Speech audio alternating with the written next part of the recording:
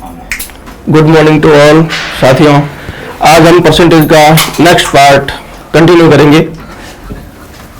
Last class में अपन ने पहला टाइप पढ़ा था और पहले टाइप का प्रश्न नंबर 3 था, वो मैंने आपको खुद की प्रैक्टिस के लिए दिया था। वो प्रश्न क्या था? 4 किलोग्राम का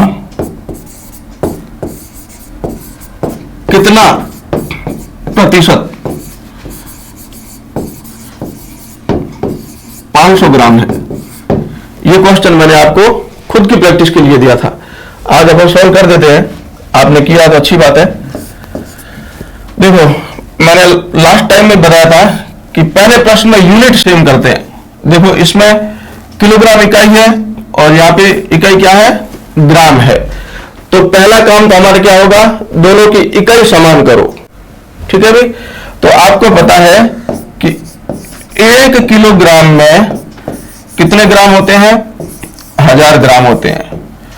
या फिर ये कह सकते हैं कि 1 ग्राम के अंदर 1/1000 किलोग्राम होते हैं। ठीक है ना? ये फिलहाल के लिए आप ध्यान में रखिए।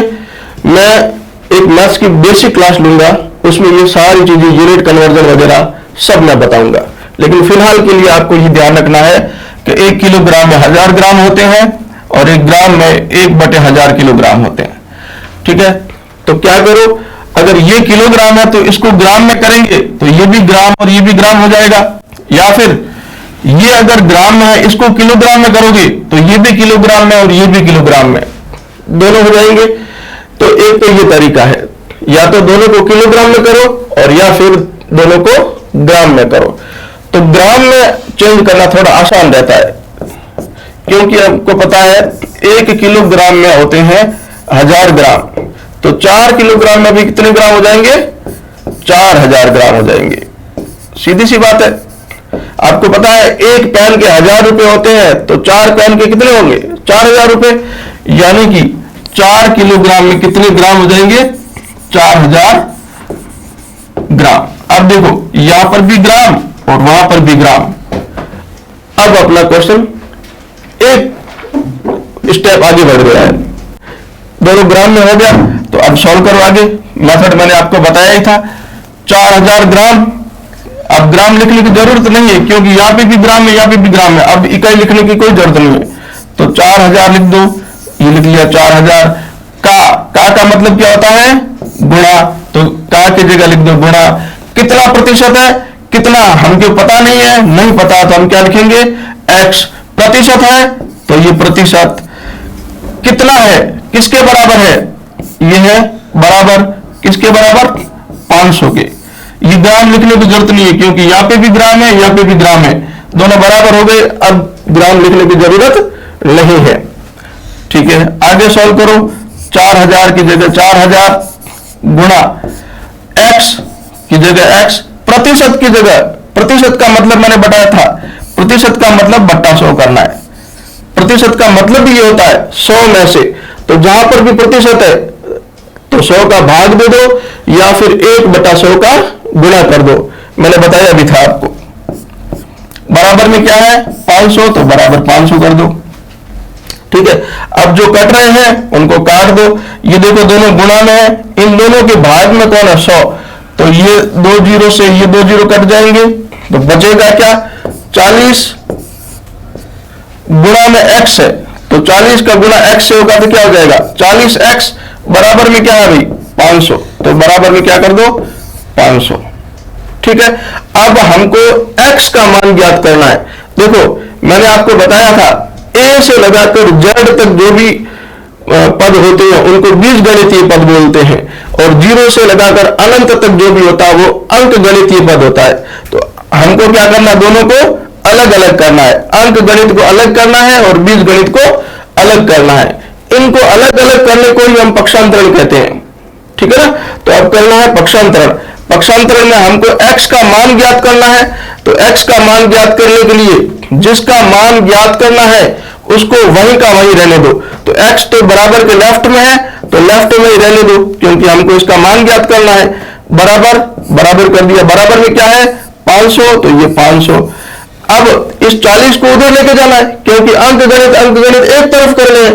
ये 40 x के गुणा में है, तो पक्षांतरण होते किस में चले जाएंगे, भाग में, तो ये भाग में लिख लो। अब ये 0 से ये 0 कट जाएगा।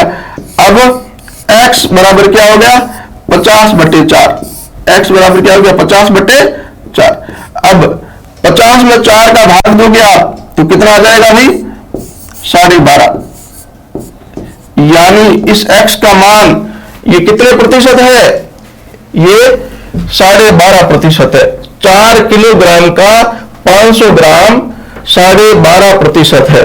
अब आप सोच रहे हो कि सर ये तो 4 ही है और ये 500 है, फिर 12.5 क्या हो गया, ये तो ज्यादा है। अरे फिर ज्यादा तो है, लेकिन ये ग्राम में है और ये किलोग्राम में है, फिर किलोग्राम में हम ग्राम में चेंज करेंगे। 4 किलोग्राम का मतलब 4000 ग्राम होता है। ये 4000 ग्राम का 12.5% क्या है, 500 ग्राम। ये तो बेसिक मेथड है, मैंने इससे पहले 2 क्वेश्चन करवाए भी हैं आपको इस बेसिक मेथड से। अब इसका थोड़ा सा स्पीडी मेथड क्या होता है, देखो मैंने आपको कहा है 4000 ग्राम का कितना प्रतिशत क्या है,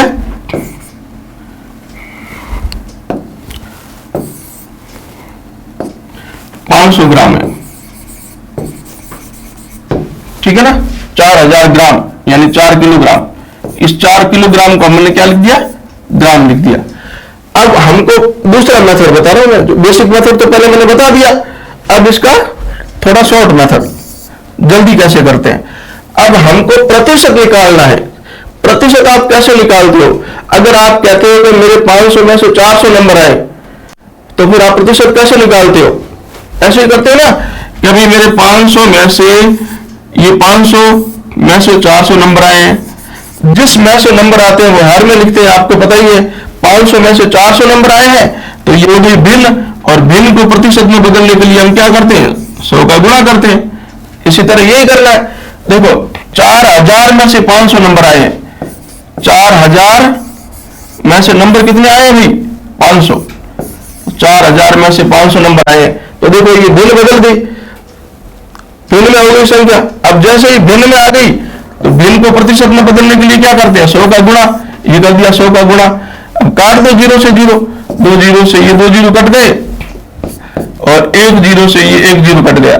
बचा क्या, 50/4। उधर भी 50/4 ही आया था, तो 50/4, 50 में 4 का भाग दोगे 12.5% आ जाएगा। ये है इसका थोड़ा स्पीडी मेथड। जिसका बेसिक कॉन्सेप्ट अच्छा है वो इससे कर लेगा, नहीं तो बेसिक मेथड तो मैंने आपको बताया ही है, उस तरीके से भी आप कर सकते हैं। जिसकी मैथ्स बहुत ज्यादा वीक है उसको उससे करना पड़ेगा। फिर आप जैसे जैसे प्रैक्टिस करोगे ना तो अपने आप आपकी स्पीड बढ़ जाएगी। इस तरीके से भी आप करना सीख जाओगे, ठीक है भाई। ओके, अब हम नेक्स्ट टाइप पे बढ़ते हैं। पहला टाइप जो मैथ्स सिंपल टाइप था वो हमारा पूरा हो गया, छोटा सा और बहुत ही सरल टाइप था। नेक्स्ट अपन इस प्रतिशत टॉपिक का दूसरा टाइप करते हैं। टाइप नंबर 2 हेडिंग लगा देना, टाइप नंबर 2, ठीक है भाई। जितने भी टाइप बनते हैं प्रतिशत में, जितने भी टाइप बनते हैं मैं सारे टाइप करवा दूंगा, और पूरे टाइप आप एलडीसी से लगाकर यूपीएससी सीसेट का कोई भी एग्जाम दे देना, आपके हर एग्जाम के लिए ये टॉपिक काम आएगा। सारे लेवल के मैं प्रश्न करवा दूंगा, बेसिक से लगाकर एडवांस सारे करवा दूंगा। दूसरा टाइप क्या है, वैसे ये लिखवाने की जरूरत नहीं है, बट जिनकी मैथ्स बहुत वीक है उनके लिए मैं लिखा रहा हूं। क्या, जब प्रश्न में क्या हो, जब प्रश्न में 2% दिए हो, जब प्रश्न में क्या हो, 2% दिए हो। ये हेडिंग है, ये प्रश्न नहीं है, ये दूसरे टाइप की हेडिंग है। दूसरा टाइप में 2% दे रखे होंगे। कैसे, जैसे पहला प्रश्न लिखो, मैं पहला प्रश्न लिखाता हूं। क्या लिखो प्रश्न, चावल के मूल्य में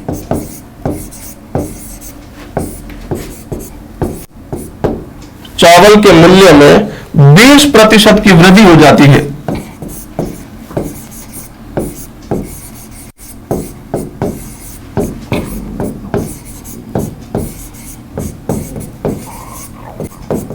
चावल के मूल्य में क्या हो जाती है? 20% की वृद्धि हो जाती है तथा इसकी खपत में जिससे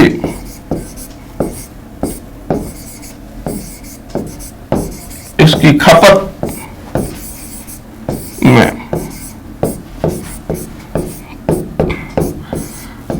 10% की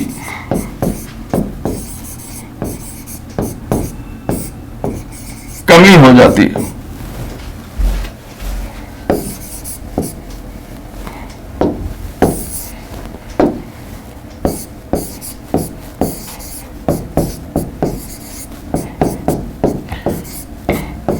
तो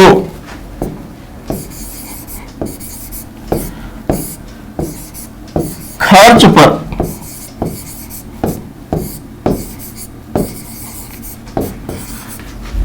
क्या प्रभाव पड़ेगा?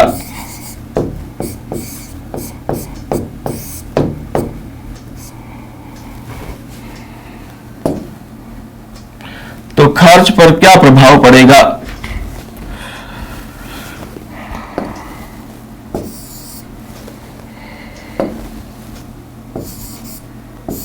तो खर्च पर क्या प्रभाव पड़ेगा? प्रश्न क्या? एक परिवार में कोई परिवार क्या कर रहा है? चावल खा रहा है। तो जैसे ही चावल का भाव, चावल का मूल्य या चावल की दर या चावल का भाव 20% उसकी रेट बढ़ जाती है, तो उसकी खपत, वो खपत यानी खाना, हम चावल खाने क्या करते हैं? 10% कम कर देते हैं, क्योंकि भाई चावल महंगे हो गए। पहले जो चावल जितने में मिलते थे उससे उसके भाव 20% बढ़ गए। अब तो हम कम खाएंगे, खपत कम करेंगे। अगर खपत हम कम करेंगे तो फिर उस परिवार का खर्चा कितना होगा? उस खर्चे पे क्या प्रभाव पड़ेगा? यह प्रश्न पूछा है। ठीक है ना भाई? अब आपको पता ही है कि चावल का जो भी मूल्य होता है, चावल का क्या मूल्य, आपको पता है कि आप मूल्य को इंग्लिश में क्या बोलते हैं? प्राइस। और खपत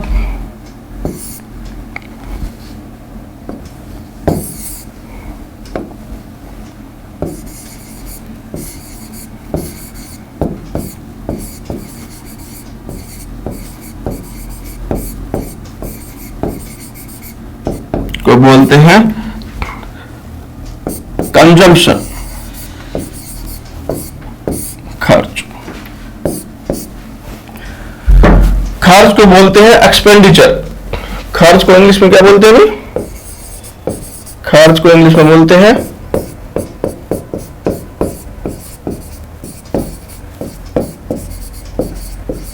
एक्सपेंडिचर। ठीक है ना? अब आप मुझे बताओ कि अगर कोई चावल 50 रुपए किलो मिल रहा है, चावल की रेट क्या है? 50 रुपए किलो, और 10 किलो चावल लेके आए, तो हम दुकानदार को कितने रुपए देंगे? 10 किलो चावल लाने हैं, 1 किलो के 50 रुपए हैं, और तो हम दुकानदार को उस चावल के कितने पैसे देंगे? आप क्या करोगे? जितने चावल है गुणा उसको क्या कर दोगे? उसके भाव से। यही करते हैं ना? तो देखो, चावल का मूल्य मान लेते हैं, माना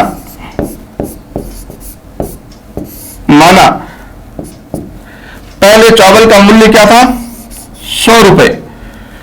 गुणा करेंगे, हम मूल्य को गुणा किससे करेंगे? खपत से। माना पहले हम क्या करते थे? 100 किलो चावल खाते थे।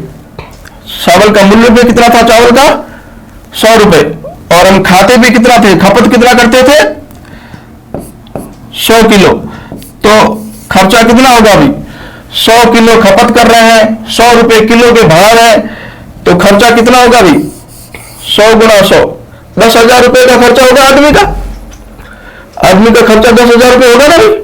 क्योंकि देखो, चावल हम खा रहे हैं 100 किलो, 100 किलो चावल खा रहे हैं, और जो है 1 किलो के 100 रुपए हैं, 1 किलो के 100 रुपए हैं और हम 100 किलो खा रहे हैं, तो 100 किलो 1 किलो के 100 रुपए, तो कुल आदमी का खर्चा कितना हो जाएगा भाई?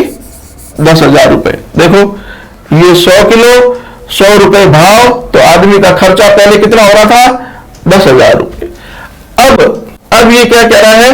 चावल के मूल्य में 20% की वृद्धि हो गई। कितनी हो गई भाई? 20% की। अब देखो ये मैंने ये 100 के लिया, आप यहां 10 भी ले सकते हो, यहां पर भी 10 ले सकते हो, या 50 ले सकते हो, 60 ले सकते हो, X ले सकते हो, Y ले सकते हो, 1000 ले सकते हो, 500 ले सकते हो, जो आपकी मर्जी वो ले सकते हो।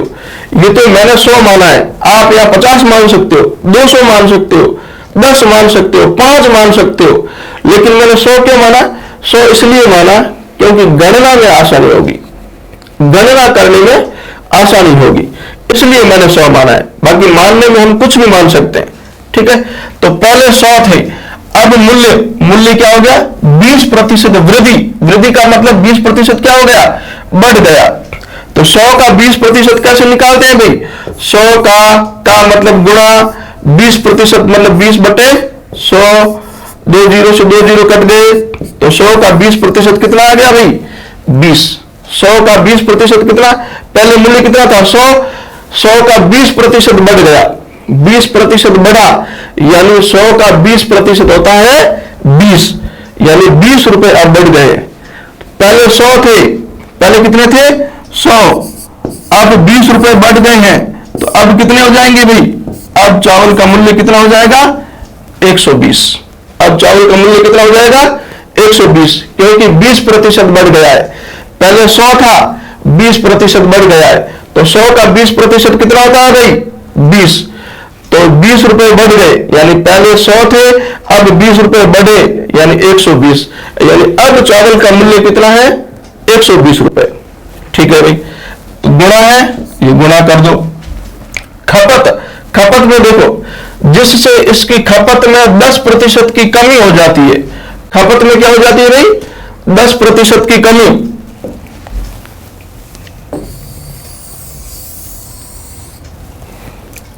खपत में होती है 10% की कमी। पहली खपत कितनी थी? 100 किलोग्राम, तो 100 का 10% कितना होता है भाई? 100 का मतलब गुणा 10% मतलब 10/100, 0 से 0 बचा कितना? 100 का 10% कितना होता है? 10। अब 100 का जितना प्रतिशत होता है वही संख्या होती है, इसलिए मैंने 100 माना। 100 का 20% 20 होता है, 100 का 10% 10 होता है, 100 का 30% 30 होता है, 100 का 50% 50 होता है, 100 का 75% 75 होता है, इसलिए मैंने 100 माना ये, ताकि गणना आसान हो जाए।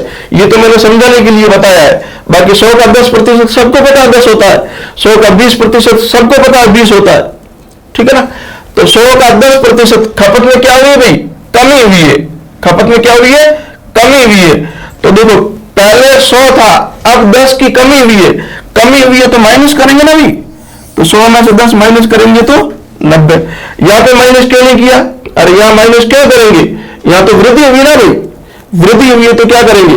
वृद्धि मतलब बढ़ा है, मूल्य बढ़ा है तो जोड़ेंगे। तो 100 में 20 जोड़े तब 120। लेकिन यह खपत पहले 100 थी, अब 10 की कमी हुई है तो 10 घटा देंगे। यानी पहले हम चावल कितना खाते थे? 100 किलो, अब चावल कितना खा रहे हैं? 90 किलो। ठीक है, जब पहले भाव 100 रुपए थे और चावल 100 किलो खाते थे, तब हमारा खर्चा कितना था? 10,000। तब हमारा खर्चा कितना था? 10,000।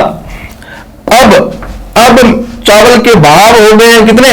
120, लेकिन हम खा कितने रहे हैं? 90 किलो। तो अब खर्चा कितना होगा भाई? इन दोनों का गुणा कर दो, 12 9 108, 2 जीरो आगे लगा दो, लगा दिए। अब खर्चा कितना हो रहा है अभी? 10,800।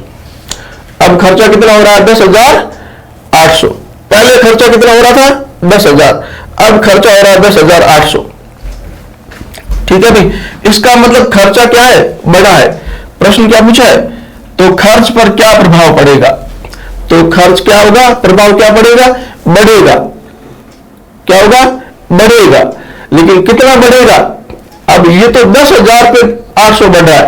अगर यह अपन 5 मानते तो कुछ और बढ़ता, या अपन 1000 मानते तो कुछ और बढ़ता। जब अपन ने 100 माने तब 800 बढ़े। ठीक है ना। तो बढ़ा तो है खर्चा, पहले 10,000 था, अब 10,800 हुआ है। अब बढ़ा तो है, लेकिन बढ़ने वाली संख्या हम प्रतिशत में निकालेंगे। क्यों प्रतिशत में? इसलिए निकालेंगे क्योंकि अगर हम यहाँ 10-10 लेते तो 10,800 थोड़ी होते यहाँ पे, और यहाँ 10,000 भी नहीं होते। अगर हम यहाँ पे 1,000 लेते तो यहाँ पे 10,000 नहीं होते। यहाँ पे अगर हम 50-50 लेते तो यहाँ पे 10,000 नहीं होते। अगर यहाँ 10,000 नहीं होते तो यहाँ 10,800 भी नहीं होते। ये तो यहाँ 10,000 है, तब यहाँ 10,800 है। ठीक है ना। इसलिए हम जो भी वृद्धि है वो किस में निकालेंगे, प्रतिशत में निकालेंगे।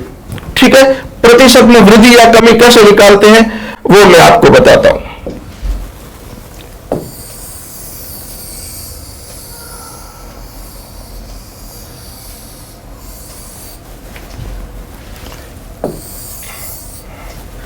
कभी भी आपको वृद्धि या कमी प्रतिशत में निकालनी हो,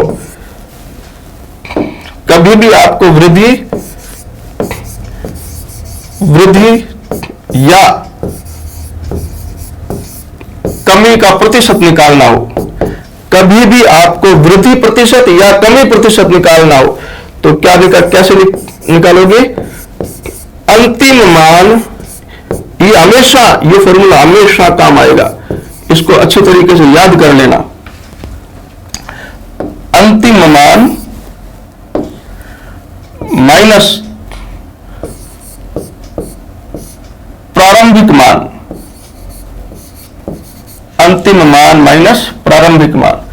ऐसे करता हूं मैं, अगली स्लाइड पे ले लेता हूं, यहां पे फिर कोई प्रॉब्लम होगी।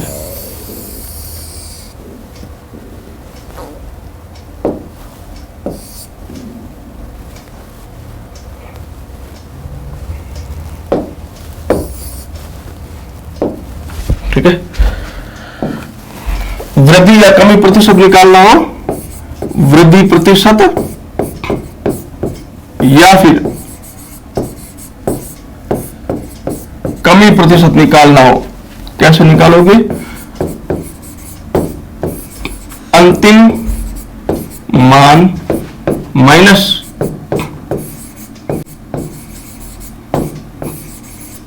प्रारंभिक मान बटे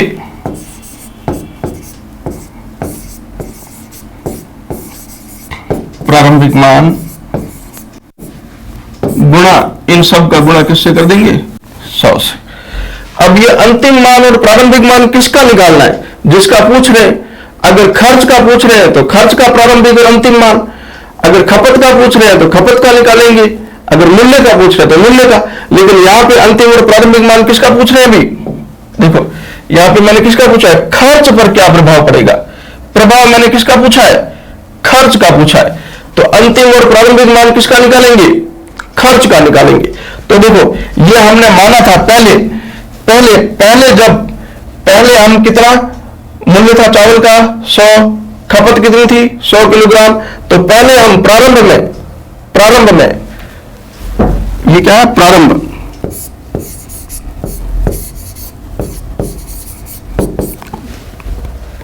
में, और ये अब है। तो प्रारंभ में देखो, प्रारंभ में मूल्य 100 था, खपत 100 थी, तो प्रारंभ में खर्चा कितना था 10,000। अब मूल्य 120 है, खपत 90 है, लेकिन अब खर्च कितना है 10,800।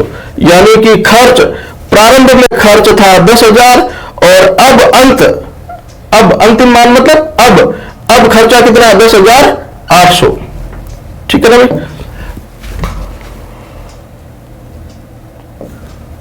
अब तो वृद्धि या कमी प्रतिशत हमें पता है, वृद्धि या कमी प्रतिशत निकालना है। तो देखो अंतिम मान खर्चा, अंत में खर्चा कितना हो रहा है 10,800, अंत में खर्चा कितना हो रहा है 10,800, माइनस प्रारंभ, पहले खर्चा कितना था 10,000, बटा प्रारंभिक मान, प्रारंभ में खर्चा कितना था 10,000 गुणा किससे कर देंगे? 100 से। अब 10,800 में से 10,000 गया, कितना बचेगा? 800। 10,800 में से 10,000 घटाएंगे तो 800 बचेगा नहीं, बटा 10,000 गुणा 100। अब काट दो, ये 2 जीरो से ये 2 जीरो कट जाएंगे, ये 2 जीरो से ये 2 जीरो कट जाएंगे, बचेगा क्या भी? 8%। अब 8%, क्योंकि हमको पता है ये किस में आ रहा है मान, 10,800 ज्यादा है, ये कम है, मान प्लस में आ रहा है, इसका मतलब क्या हो रही है भी? वृद्धि हो रही है। क्या हो रही है? वृद्धि हो रही है। वैसे भी हमको पता है पहले खर्चा 10,000 हो रहा था, अब खर्चा 10,800 हो रहा है, तो वैसे भी पता है वृद्धि तो हो रही है, लेकिन वृद्धि कितनी हो रही है? 8%। अब वृद्धि प्रतिशत में निकालनी है, ठीक है ना?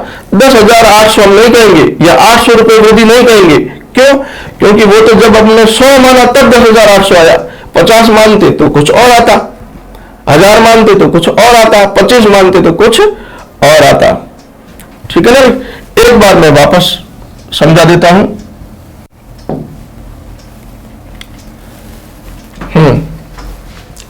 एक बार मैं वापस समझा देता हूं, समझ लो। प्रश्न क्या पूछा है? चावल के मूल्य में 20% की वृद्धि हो जाती है तो इसकी खपत में 10% की कमी हो जाती है, तो खर्च पर क्या प्रभाव पड़ेगा? भाई देखो, सीधी सी बात है, एक घर में अगर किसी का भाव बढ़ जाता है, चाहे चावल हो, चाहे घी हो, चाहे चाय हो, चाहे दूध हो, ठीक है ना? जब भाव बढ़ता है तो हम क्या कर देते हैं? उसको खपत करना या खाना कम कर देते हैं, उसको मार्केट से लाना थोड़ा कम कर देते हैं। जैसे प्याज के भाव बढ़ जाते हैं तो हम थोड़ा प्याज कम खाते हैं, मार्केट से कम लाते हैं। टमाटर के भाव बढ़ जाते हैं तो हम कम लेके आते हैं, ठीक है ना? खपत कम करना शुरू कर देते हैं। तो ऐसा ही हुआ है कि जब जैसे चावल के मूल्य में 20% की वृद्धि हुई तो इन्होंने खपत यानी खाना क्या कर दिया? 10% कम कर दिया। तो अब पूछ रहा है कि उस परिवार का खर्चा कितना हो रहा है, उस खर्चे पे क्या प्रभाव पड़ रहा है? वो खर्चा बढ़ रहा है अभी भी या घट रहा है? ठीक है ना? प्रश्न ये पूछा है। तो हमको पता है किसी भी वस्तु का जो भी मूल्य होता है, किसी भी वस्तु का क्या होता है? जो भी मूल्य होता है उसको हम खपत से गुणा करते हैं तो आदमी का खर्चा आ जाता है। सीधी सी बात है। हम घी, अगर हम घी मान लो मार्केट में 800 रुपए किलो घी मिलता है मार्केट में, अगर हम 10 किलो घी लाएंगे तो कितना खर्चा होगा? 8,000 होगा कि नहीं होगा? तो वही है मूल्य, यानी जो भी वस्तु का मूल्य है और जितना हम खपत कर रहे हैं, इन दोनों का गुणा करेंगे तो खर्चा आ जाएगा, ठीक है? तो मान लेते हैं, माना पहले इसका मूल्य कितना था चावल का?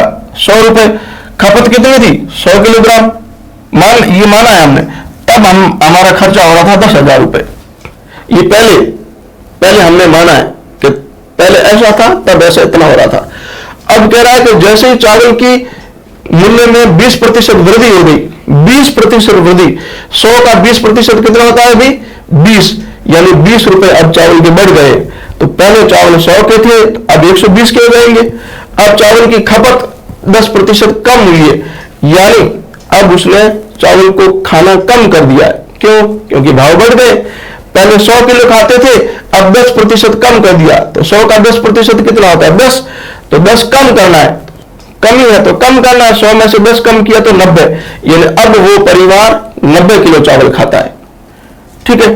तो जब 100 था तब खर्चा 10,000 था, अब 120 और 90 किलो खपत है तो खर्चा 10,800 हो रहा है। अब खर्चा बढ़ ही रहा ना। प्रारंभ में खर्चा कितना था? खर्चा देखो, खर्चे के नीचे प्रारंभ में खर्चा था 10,000, अब खर्चा हो रहा है 10,800, यानी खर्चा बढ़ रहा है। लेकिन बढ़ कितना रहा है? प्रतिशत में कितना बढ़ रहा है? हमको क्या निकालना है? प्रतिशत में कितना बढ़ रहा है। प्रतिशत में जो बढ़ रहा है ना,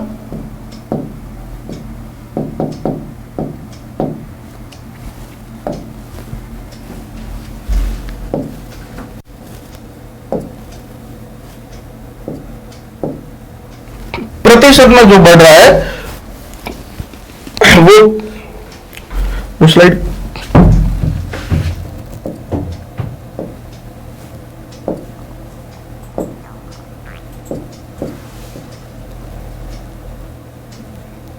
हाँ, तो अब देखो वृद्धि प्रतिशत और कमी प्रतिशत मैंने निकाला था।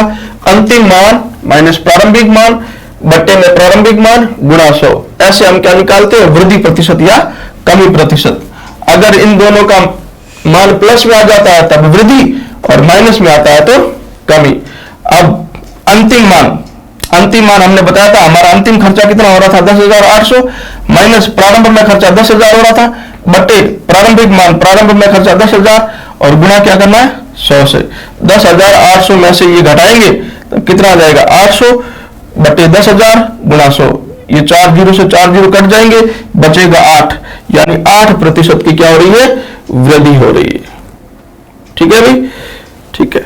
अब देखो, किसी को लगता है कि ये बहुत लंबा करवा दिया सर। अब लंबा तो ये है कि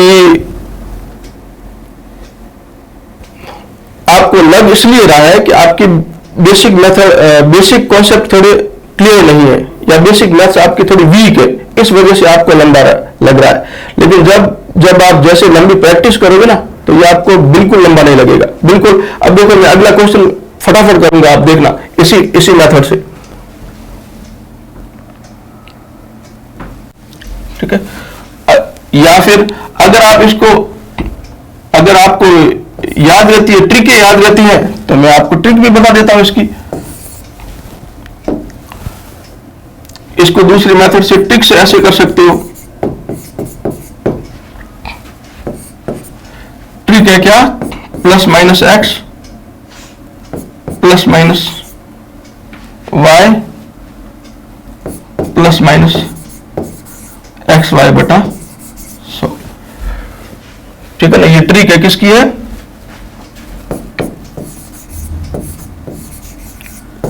वृद्धि या कमी प्रतिशत निकालने की। ये ट्रिक है भाई। अगर आपको वो थोड़ा मेथड लंबा लगा तो आप ट्रिक से कर सकते हो। ठीक है ना। अब प्लस कब लगाना है, जब आपको वृद्धि दे रखी हो, और माइनस कब लगाना है, जब आपको कमी दे रखी हो। एक्स प्रथम मान और y द्वितीय मान, क्योंकि प्रश्न में क्या है, 2% दे रखे ना। ठीक है ना। ये ट्रिक कब लगेगी, जब प्रश्न में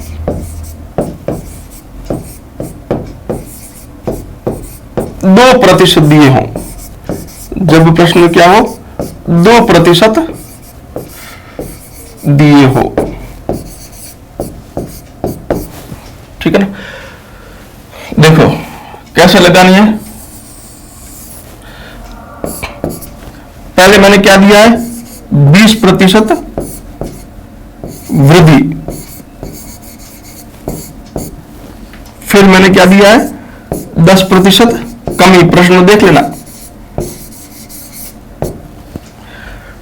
प्रश्न में देखना, मूल्य में 20% की वृद्धि हो रही है और खपत में 10% की कमी हो रही है।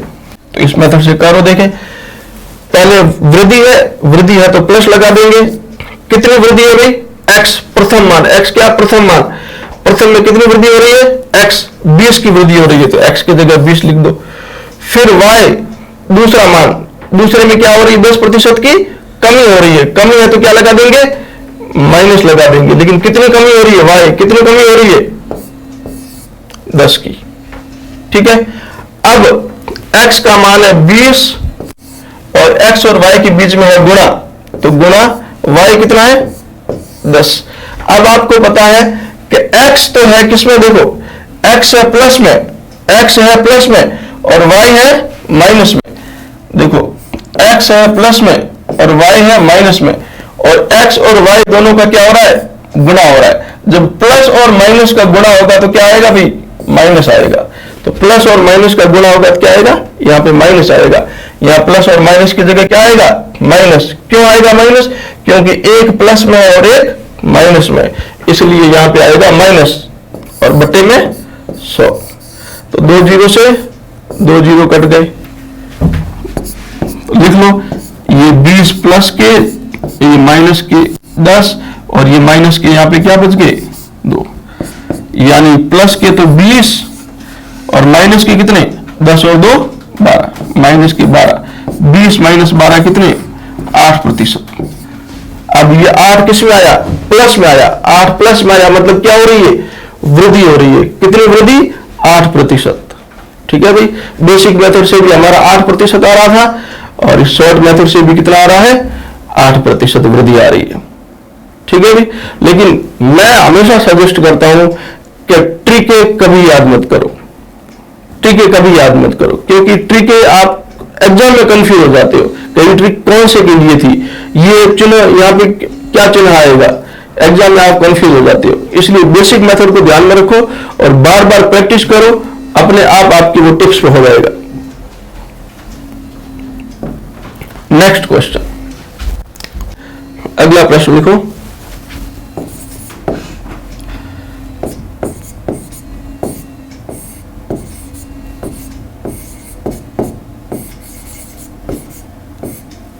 सिनेमा घर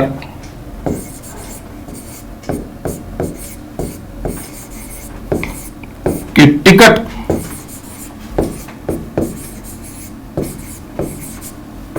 के मूल्य में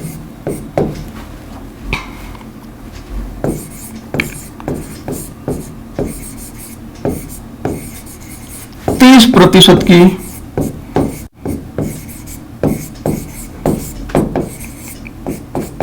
वृद्धि हो जाती है,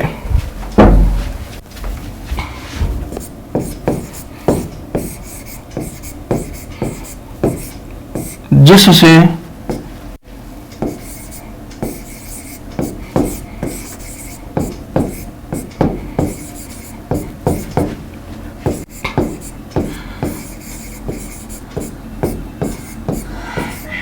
दर्शकों की संख्या में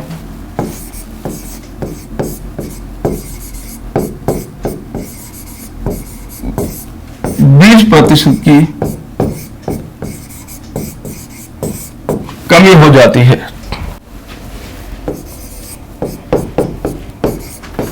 तो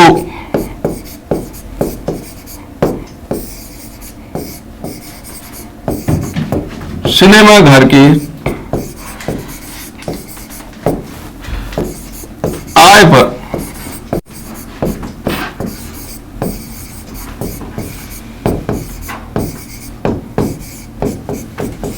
क्या प्रभाव पड़ेगा। प्रश्न क्या पूछा है, एक सिनेमा हॉल है, एक सिनेमा घर है, वो मान लो उसकी टिकट जो भी थी 500 रुपए थी, 1000 रुपए थी, एक टिकट। हम सिनेमा घर में जाते तो टिकट लेते ना, तो उस टिकट का मूल्य जो भी था, अब उन्होंने सिनेमा घर ने तय किया है क्या कि उस टिकट का मूल्य कितना बढ़ा दिया है 30% बढ़ा दिया है। जैसे ही उसने सिनेमा घर ने 30 रुपए बढ़ाए टिकट के, तो दर्शक जो देखने वाले होते हैं, जो सिनेमा को या फिल्म को देखने जाते हैं दर्शक, और दर्शक क्या हो गए 20% कम हो गए। 20% लोगों ने क्या जाना कम कर दिया, क्योंकि भाव बढ़ गए, टिकट के मूल्य बढ़ गए, तो 20% लोगों ने क्या कर दिया फिल्म देखना बंद कर दिया, सिनेमा हॉल में जाना बंद कर दिया। तो फिर ये पूछ रहा है कि उस सिनेमा हॉल के आय पर क्या प्रभाव पड़ेगा। जो सिनेमा हॉल की पहले आय होती थी उससे कम हो रही है या ज्यादा हो रही है, कितना प्रभाव पड़ेगा, प्रश्न ये पूछ रहा है। तो देखो भाई, आपको पता है सिनेमा हॉल की आय कैसे होती है भाई सिनेमा की, आपको पता है कि टिकट का जो मूल्य है,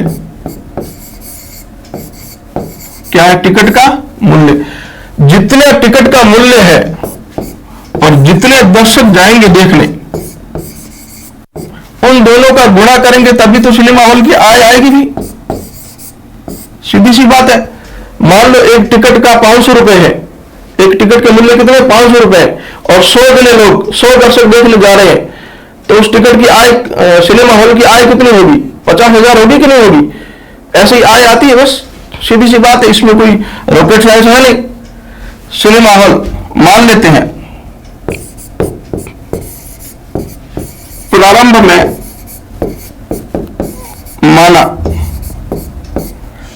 में माना टिकट का मूल्य कितना था 100 रुपए। ये हमेशा मैं 100 ही मानूंगा, आप कुछ भी मान सकते हो, कुछ भी मानोगे उत्तर से ही आएगा। 100 इसलिए मान रहा हूं क्योंकि प्रश्न करने में आसानी होगी। मान लेते हैं टिकट का मूल्य पहले कितना था 100 गुणा पहले दर्शक भी कितने थे 100 जने फिल्म देखने जाते थे, तब उस सिनेमा हॉल की आय होती थी कितनी 10,000, क्योंकि 100 और 100 को गुणा करेंगे तभी तो उसकी आय आएगी। ये टिकट का मूल्य एक टिकट के 100 रुपए है और 100 लोग देखने जा रहे हैं, तो आय कितनी होगी 100 और 100 का गुणा ही तो होगा। 10,000 रुपए सिनेमा हॉल की क्या हो रही है आय हो रही है। लेकिन वर्तमान में क्या हुआ, वर्तमान में क्या हुआ कि टिकट का मूल्य कितना बढ़ा दिया 30%। टिकट का मूल्य उन्होंने क्या कर दिया 30% बढ़ा दिया। तो पहले टिकट का मूल्य 100 था, तो 100 का 30% कितना होता है भाई 30 होता है। 100 का 30% 30 होता है, तो 30% बढ़ा दिया यानी 30 रुपए बढ़ा दिए। 30 रुपए बढ़ाए यानी अब कितना हो गया मूल्य भाई 130। अब टिकट का मूल्य कितना हो गया 130, पहले 100 था, अब जैसे 30% बढ़ा तो मूल्य कितना हो गया 130। लेकिन जैसे टिकट 130 रुपए की हुई तो लोगों ने जाना बंद कर दिया 20% लोगों ने। तो 100 का 20% कितना होता है 20, 100 का 20% 20 होता है, यानी 20 लोगों ने अब सिनेमा हॉल में जाना बंद कर दिया। 20 ने बंद किया, कम हुआ, इसका मतलब माइनस करेंगे 20, तो 100 में से 20 कम करेंगे तो कितने बचेंगे 80। यानी अब सिनेमा हॉल में सिनेमा देखने जाने वाले लोग कितने 80, पहले थे 100। तो अब इसकी कितनी हो गई आय, अब इसकी आय होगी 10,400। पहले कितनी थी 10,000, अब कितनी हो रही है 10,400। आप कह रहे हो एक तरफ तो आप कह रहे हो कि दर्शक कम हो गए, फिर भी आय बढ़ रही है, और आय बढ़ेगी तो सही, ये 20% कम है लेकिन इधर इसने 30% बढ़ा दिया है, आय तो बढ़ेगी भी। आय पहले 10,000 थी और अब 10,400 हो रही है। लेकिन ये बढ़ी कितनी है, ये बढ़ी कितनी है ये अपने को प्रतिशत में निकालना है। तो प्रतिशत में निकालने के लिए क्या करते हैं, मैंने क्या बताया था, अंतिम मान किसका पूछा अभी आय पर, सिनेमा के आय का पूछा है, तो आय की बात करेंगे हम। आय का अंतिम मान, ये आय का प्रारंभिक मान और ये आय का अंतिम मान। तो आय का अंतिम मान कितना है 10,400 माइनस प्रारंभिक मान, आय का प्रारंभिक मान 10,000 बट्टे में क्या प्रारंभिक मान 10,000 गुणे में क्या 100 गुणा 100। यही तो मैंने फॉर्मूला बताया था, अंतिम मान माइनस प्रारंभिक मान बट्टा प्रारंभिक मान गुणा 100, बस यही तो करना था। फिर 10,400 में से 10,000 गई, बचेगी कितने 400 बट्टा 100 गुणा बटा 10,000। ठीक है, तो ये 2 जीरो से 2 जीरो कट जाएंगे, ये 2 जीरो से 2 जीरो कट जाएंगे, कितना हो जाएंगे भी 4%। तो कितनी वृद्धि हुई है भाई 4% की वृद्धि हुई है। शॉर्ट मेथड से करना चाहो तो मैंने बताया था plus minus X plus minus Y plus minus X Y बट्टा 100। ठीक है, पहला मान किसमें दे रखा है, वृद्धि दे रखी है, वृद्धि दे रखी है तो क्या लगाएंगे प्लस, कितनी वृद्धि है 30 की तो लिख लो 30। दूसरा मान कमी दे रखी है, कमी है तो क्या लगा देंगे माइनस वाई, दूसरा मान कितना दे रखा है 20 तो ये 20। अब x है प्लस में, y है माइनस में, प्लस और माइनस का गुणा क्या होता है माइनस, तो यहां पे प्लस और माइनस की जगह क्या आ जाएगा माइनस आ जाएगा।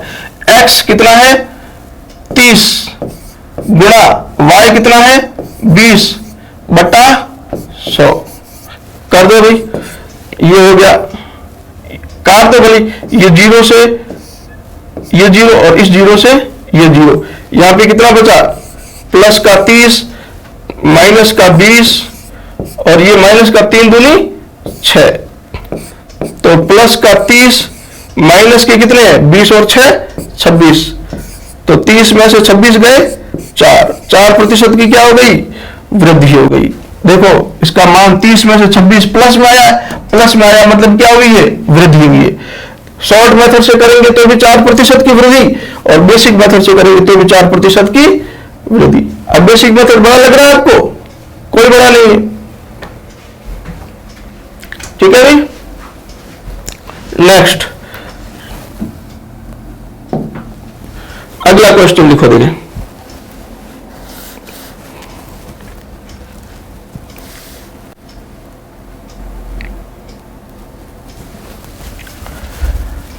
इसी टाइप का अगला क्वेश्चन लिखो, जो भी है, कौन सा है, तीसरा।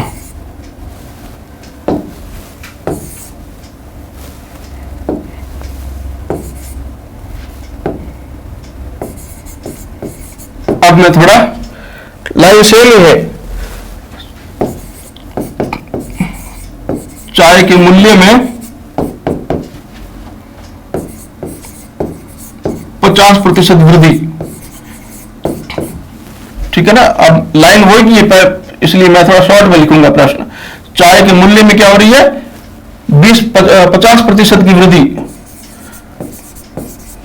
और खपत में क्या हो रही है, 40% की कमी। तो आय पर प्रभाव, तो क्या, आय पर प्रभाव, ठीक है भी। पता है आपको, मैंने बताया था मूल्य को किससे गुणा करते हैं, खपत से, तो क्या आ जाता है, खर्च आ जाता है, ठीक है। माना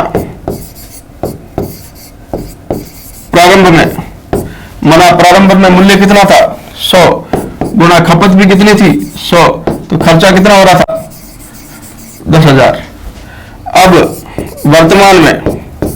वर्तमान में क्या हो रहा है, वृद्धि 50% हो रही है, तो 100 का 50% कितना, 50 की वृद्धि, यानी अब मूल्य कितना है, 150।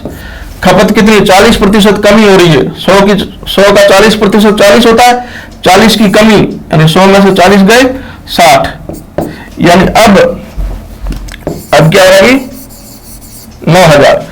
अब खर्च कितना हो रहा है, 9,000। पहले खर्च कितना था, खर्च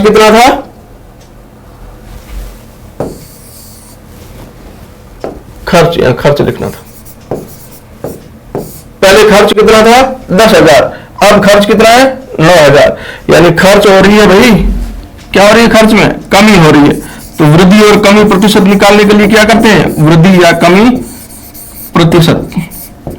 अंतिम मान कितना है भाई, 9,000, माइनस प्रारंभिक मान कितना है, 10,000, बटे प्रारंभिक मान कितना है, 10,000, गुणा 100। 10,000 में 9,000 में से 10,000 घटाएंगे तो कितना आएगा, माइनस का 1,000।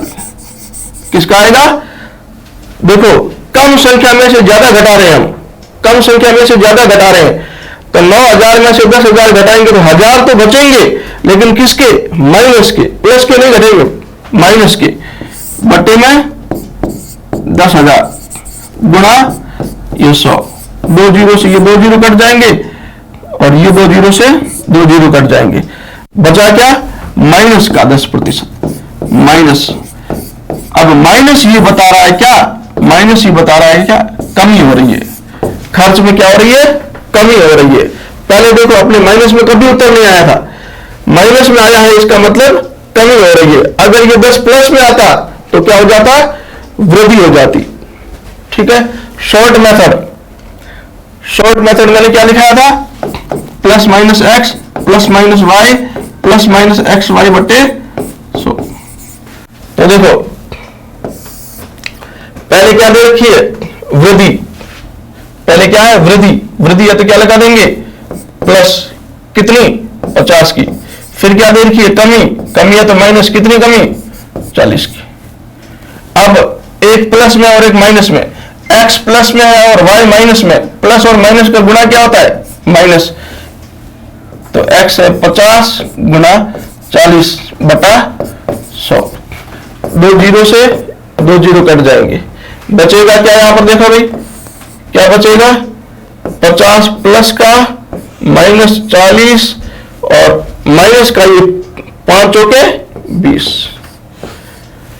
5 चौके 20 होता है, आगे माइनस है तो माइनस, यानी क्या बचा यहां पे, 50 तो है प्लस के और माइनस के कितने, 40 और 20 60, यानी 50 में से 50 प्लस के हैं, 60 माइनस के हैं, छोटी संख्या में से बड़ी संख्या घटाएंगे, तो 50 में से 60 घटाएंगे 10 तो बचेंगे, लेकिन किसके, माइनस के, यानी 10% क्या है, माइनस आया, मतलब क्या हो रही है, कमी हो रही है।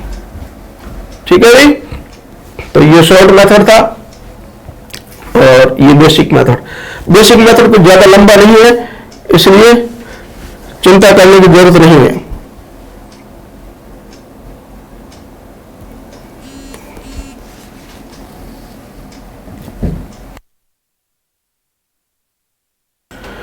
ठीक है भाई, ये है क्वेश्चन। अगला टाइप यही है भाई, क्वेश्चन चेंज हो रहा है, टाइप वही चल रहा है, टाइप अभी चेंज नहीं हुआ है। ठीक है, अगले टाइप, इसी टाइप में अगला क्वेश्चन क्या है कि आयत की लंबाई को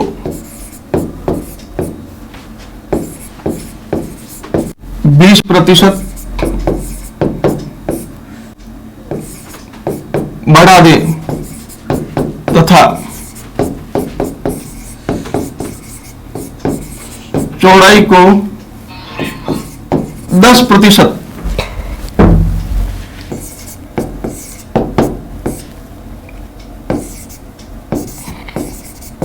बढ़ा दिया जाए तो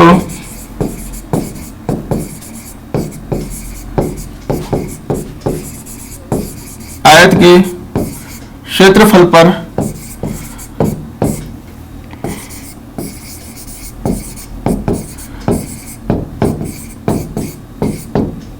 क्या प्रभाव पड़ेगा। सेम टाइप है, ठीक है ना। कैसा सॉल्व होगा मैं करवा देता हूं। आपको पता है आयत का क्षेत्रफल क्या होता है अभी, आयत का क्षेत्रफल का सूत्र क्या होता है, लंबाई गुणा चौड़ाई, लंबाई गुणा चौड़ाई बराबर होता है आयत का क्या, क्षेत्रफल। ठीक है, वहां पे भी हम क्या कर रहे थे, दो संख्याओं का गुणा कर रहे थे, जैसे मूल्य और खपत का गुणा कर रहे थे तब खर्चा आ रहा था, सिनेमा हॉल की टिकट का मूल्य और दर्शकों का गुणा करते थे तब आय आ रहा था। यहां पे भी तो गुणा ही कर रहे हैं। आपको पता है आयत का क्षेत्रफल क्या होता है, लंबाई गुणा चौड़ाई बराबर आयत का क्या होता है, क्षेत्रफल। ठीक है ना, बस टाइप सेम ही है। प्रारंभ में माना लंबाई कितनी थी 100 सेंटीमीटर, चौड़ाई भी कितनी थी मान ली 100, तो क्षेत्रफल कितना था 10,000। पहले लंबाई 100 थी, चौड़ाई भी 100, तो क्षेत्रफल कितना 10,000। अब वर्तमान में अब क्या हो रहा है अभी, अब आयत की लंबाई को 20% बढ़ा दिया, 20% बढ़ा दिया, यानी कि 100 का 20% 20 होता है, तो 20% बढ़ाया तो कितना हो जाएगा 120 गुणा चौड़ाई को कितना बढ़ा दिया 10%, चौड़ाई को 10% बढ़ाया, तो 100 का 10% कितना होता है 10, 10 बढ़ाया यानी कितना हो जाएगा 110। अब इसका क्षेत्रफल कितना हो जाएगा 13,200, 13,200। ठीक है, यानी क्षेत्रफल पर क्या प्रभाव पड़ रहा है, प्रभाव किसके ऊपर पूछा है, क्षेत्रफल पर। तो क्षेत्रफल पर क्या प्रभाव, देखो क्षेत्रफल पहले 10,000 था, अब 13,200 है, इसका मतलब क्षेत्रफल बढ़ तो रहा है, बढ़ तो रहा है। लेकिन अपन ऐसे नहीं कह सकते हैं कि पहले था 10,000 अब 13,200 हो रहा है, मतलब 3,200 बढ़ रहा है। 3,200 बढ़ रहा गलत है, क्यों, क्योंकि हमने यहाँ पे 100 माना है तब यहाँ 10,000 आया और यहाँ 13,200, यहाँ 50 मानते तो यहाँ 13,200 थोड़ी आता। तो जो भी प्रभाव है वो प्रतिशत में निकालना है, और प्रतिशत में वृद्धि या कमी प्रतिशत निकालने के लिए क्या होता है, अंतिम मान क्षेत्रफल, अंतिम मान और प्रारंभिक मान किसका निकालेंगे? क्षेत्रफल का, क्योंकि पूछा क्षेत्रफल का है तो क्षेत्रफल का निकालेंगे। तो क्षेत्रफल का अंतिम मान कितना है? 13,200 माइनस क्षेत्रफल का प्रारंभिक मान कितना है? 10,000 बटे प्रारंभिक मान क्षेत्रफल का कितना है? 10,000 गुणा क्या? 100। अब आपको पता 13,200 में से 10,000 गए, कितने बचेंगे? 3,200 बटे 10,000 गुणा 100। तो ये 2 जीरो से ये 2 जीरो कट जाएंगे और ये 2 जीरो से ये 2 जीरो कट जाएंगे, यानी कितना आ जाएगा? 32%। अब देखो ये प्लस में आ रहा है, देखो बड़ी संख्या में से छोटी संख्या घटा रहे हैं, प्लस में मान आ रहा है, प्लस में आ रहा है मतलब क्या हो रही है भाई? वृद्धि हो रही है। कितनी वृद्धि हो रही है? 32% की वृद्धि हो रही है। कितनी वृद्धि हो रही है? 32%। शॉर्ट मेथड से करना चाहो तो plus X plus minus Y plus minus X Y बट्टे 100। ठीक है, करो। पहले क्या दे रखा है? वृद्धि दे रखी है, बढ़ाना या वृद्धि करना एक ही बात है, तो प्लस लगा दो। कितनी? 20 की। फिर दूसरी बार भी क्या रहे? बढ़ा रहे हैं तो क्या लगाएंगे? प्लस। कितना बढ़ा रहे हैं? 10। अब देखो x भी प्लस में है और y भी प्लस में। प्लस प्लस का गुणा क्या होता है अभी? प्लस होता है। प्लस और प्लस का गुणा होता है प्लस। तो यहां प्लस और माइनस में से क्या आ जाएगा? प्लस आ जाएगा। x कितना है? 20 गुणा y कितना है? 10 बटा 100। तो ये 2 जीरो से ये 2 जीरो कट जाएंगे, बचा क्या? ये प्लस का 20, ये प्लस का 10 और ये प्लस का 2। सभी प्लस के हैं तो जोड़ दो। 10 और 20 30 और 2 32%। प्लस में आया है, प्लस में आया तो क्या होगा अभी? वृद्धि होगी। ठीक है ना? तो ये शॉर्ट मेथड से भी ऐसे 32 आएगा और बेसिक मेथड से भी ऐसे 32 ही आएगा। ठीक है भाई?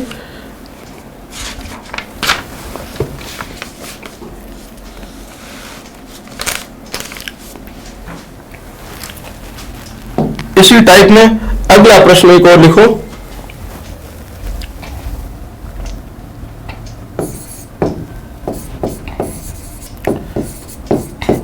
एक वर्ग की भुजा को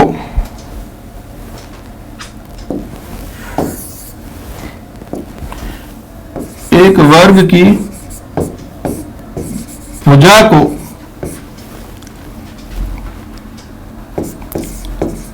10%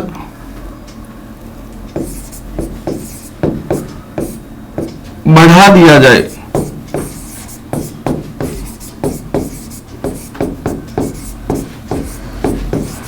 तो उसके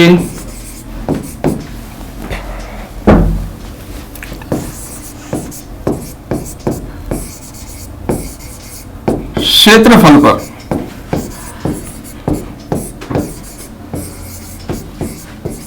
क्या प्रभाव पड़ेगा?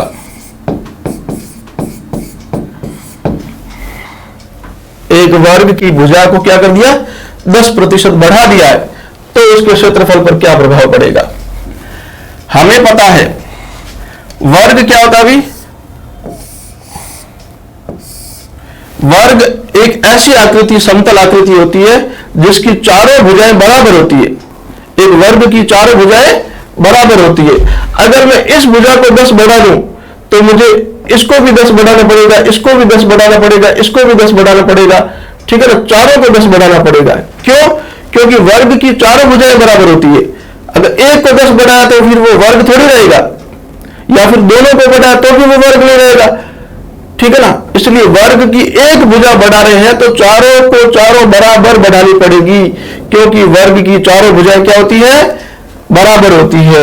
इसलिए ये तो कंफ्यूज करने के लिए वर्ग की भुजा को ऐसे नहीं लिखा, चारों भुजाओं को कहने की जरूरत ही नहीं है, क्योंकि वर्ग की चारों भुजाएं बराबर होती है। इसलिए एक को बढ़ाएंगे तो चारों को बढ़ानी पड़ेगी। ठीक है ना? तो वर्ग की चारों भुजाएं बढ़ानी पड़ेगी। तो कितनी कितनी बढ़ानी है? 10%। और आपको पता है वर्ग का क्षेत्रफल क्या होता है अभी? भुजा गुणा भुजा। वर्ग का क्षेत्रफल क्या होता है अभी? भुजा गुणा भुजा। वर्ग का क्षेत्रफल होता है भुजा गुणा भुजा। प्रारंभ में देखो मैंने क्या कहा, वर्ग की चारों भुजाएं बढ़ानी पड़ेगी, ठीक है ना। तो पहले मान लेते हैं भुजा थी 100, तो दूसरी भुजा भी 100 होगी क्योंकि वर्ग की सभी भुजाएं बराबर होती है। तो क्षेत्रफल कितना आएगा 10,000।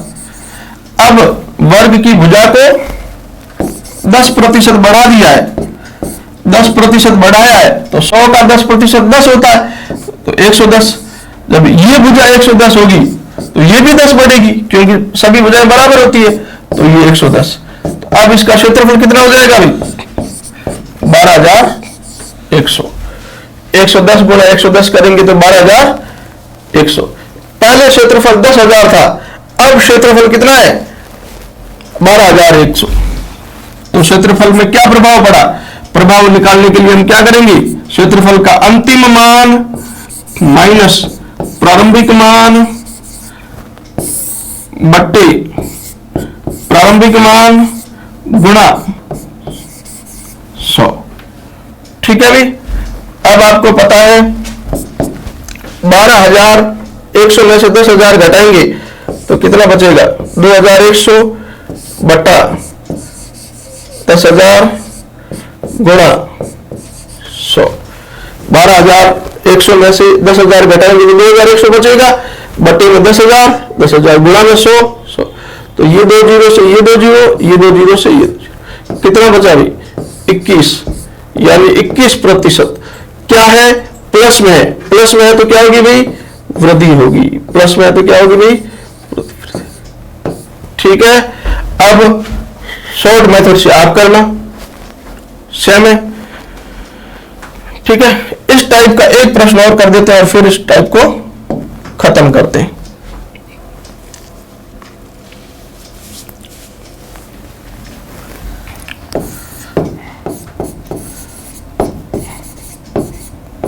एक वृत्त की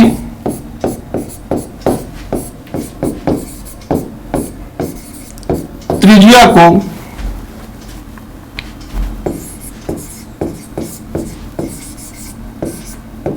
%20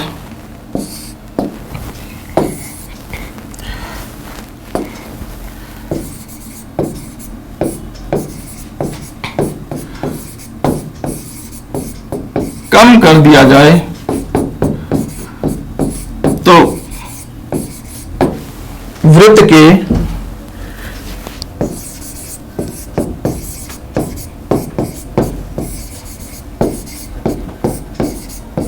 क्षेत्रफल पर क्या प्रभाव पड़ेगा।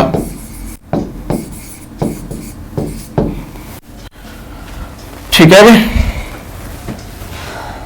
पूछा है वृत्त की त्रिज्या को क्या कर दिया जाए 20% कम कर दिया जाए। आपको पता है ये वृत्त होता है और इस वृत्त के केंद्र से परिधि को मिलाने वाली जो लाइन होती है उसको क्या बोलते हैं त्रिज्या। और वृत्त का क्षेत्रफल क्या होता है भाई, वृत्त का क्षेत्रफल होता है क्या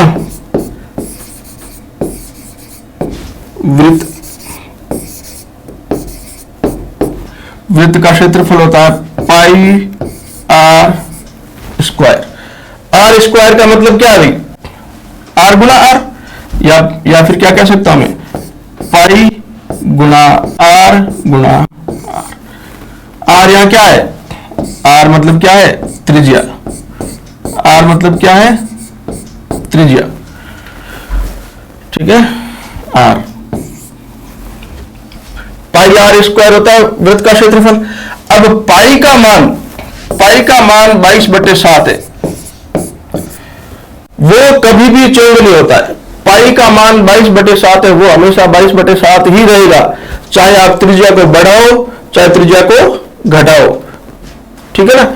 इसलिए पाई को हम यहां से हटा देते हैं क्योंकि पाई के मान पर कोई प्रभाव नहीं पड़ेगा, त्रिज्या को बढ़ाओ चाहे घटाओ।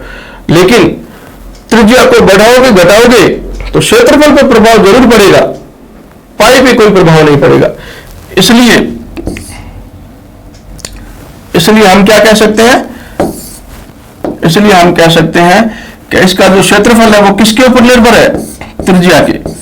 आर, त्रिज्या आर गुणा त्रिज्या, त्रिज्या गुणा त्रिज्या, देखो त्रिज्या गुणा त्रिज्या ही तो क्या है, क्षेत्रफल। त्रिज्या गुणा त्रिज्या क्या है, क्षेत्रफल। त्रिज्या गुणा त्रिज्या बराबर क्या है इसका, क्षेत्रफल। यानी कि वृत्त का क्षेत्रफल किसके ऊपर निर्भर कर रहा है, त्रिज्या पर। अगर त्रिज्या को हम बढ़ाएंगे घटाएंगे तो क्षेत्रफल बढ़ेगा घटेगा, ठीक है ना, पाई पर निर्भर नहीं कर रहा है। तो मान लेते हैं प्रारंभ में त्रिज्या कितनी थी, 100 गुणा ये त्रिज्या, ये भी तो त्रिज्या ही है, अगर ये 100 है तो ये त्रिज्या भी कितनी होगी, 100, क्योंकि त्रिज्या सारी समान होती है। जब त्रिज्या 100 थी, यहां पे भी त्रिज्या 100 थी, तो क्षेत्रफल कितना था, 10,000। अब वर्तमान में अब क्या करें, त्रिज्या को 20% बढ़ा दिया तो 100 का 20 कितना हो जाएगा, 120, और ये भी कितना हो जाएगा, 120 बराबर अब कितना हो जाएगा, 14,400। अब क्षेत्रफल कितना हो जाएगा, 14,400। पहले क्षेत्रफल 10,000 था, अब 14,400। तो प्रभाव कितना पड़ेगा, प्रभाव निकालने के लिए क्या करते हैं हम, अंतिम मान, क्षेत्रफल का अंतिम मान कितना है, 14,400 माइनस प्रारंभिक मान कितना है, 10,000 बटे क्षेत्रफल का प्रारंभिक मान कितना है, 10,000 गुणा 100। अब 14,400 में से 10,000 घटाएंगे तो कितना बचेगा, 4,400।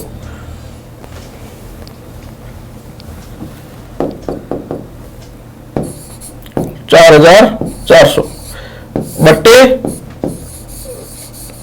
10,000 गुणा 100। इसमें से ये घटाएंगे तो 4,400 बट्टे में 10,000 है तो बट्टे में 10,000 गुणा में 100 तो गुणा में 100। 2 जीरो से 2 जीरो, 2 जीरो से 2 जीरो बराबर कितना, 44%। 44%। अब 44% प्लस में है, प्लस में है तो क्या हुई, वृद्धि। यानी क्षेत्रफल पर क्या प्रभाव पड़ेगा, क्षेत्रफल 44% बढ़ जाएगा। ठीक है भाई, कोई समस्या नहीं, ठीक है। तो नेक्स्ट टाइप इसके बाद में हम